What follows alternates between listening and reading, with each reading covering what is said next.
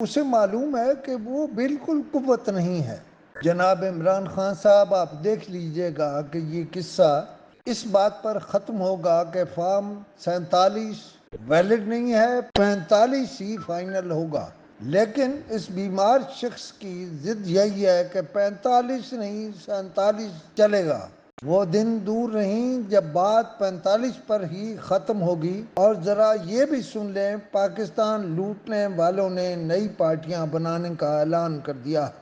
عشرت العباد نئی پارٹیاں بنانے کا اعلان کر رہے ہیں، اور عشرت العباد کہہ رہے ہیں کہ میں نئی پارٹی بنا رہا ہوں۔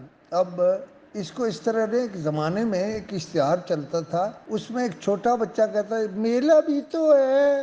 عشرت العباد صاحب، نہ ہنگ لگے نہ پھٹکڑی۔ آپ کو مشورہ ہے ایم کیو ایم کے بڑوں سے معافی مانگ لیں اور واپس ایم کیو ایم میں چلے جائیں۔ نئی پارٹی کی میری نظر میں کوئی جگہ نہیں ہے، اور میری نظر میں آپ بھی ملک کے بڑوں میں سے ہو سکتے ہیں اگر آپ نے اپنی پارٹی سے معافی مانگ دی۔ اور مصدق ملک صاحب کو ہر روز ایک نیا بیان دینا ہوتا ہے، اس لیے وہ کہہ رہے ہیں کہ مہنگائی 12%، ترقی 24%۔ او ملک صاحب کتنے 24%؟ ملک صاحب وہ بیان دیا کریں جس پر کوئی یقین کرے۔ کدھر ہے وہ مہنگائی جو آپ 12% کہہ رہے ہیں؟ وہ تو کوئی 200% ہے۔ یہ اعداد و شمار آپ نے کہاں سے لے کر جاری کیے؟ آپ کے خیال میں امیر جماعت اسلامی غلط دھرنا دیے بیٹھے؟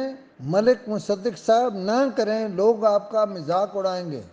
حافظ نعیم الرحمن نے ملک کی دولت، بذریعہ آئی پی پیز، لوٹ مار اور غبن ایک نقطہ پکڑ لیا ہے۔ اب آپ کی جان نہیں چھوٹے گی جب تک آپ یہ نقطہ سمجھیں گے نہیں۔ وہ ایک زمانے میں ایک بات سنا کرتے تھے، ایک نقطہ سنا کرتے تھے کہ ایک نقطے تے گل مکدی ہے۔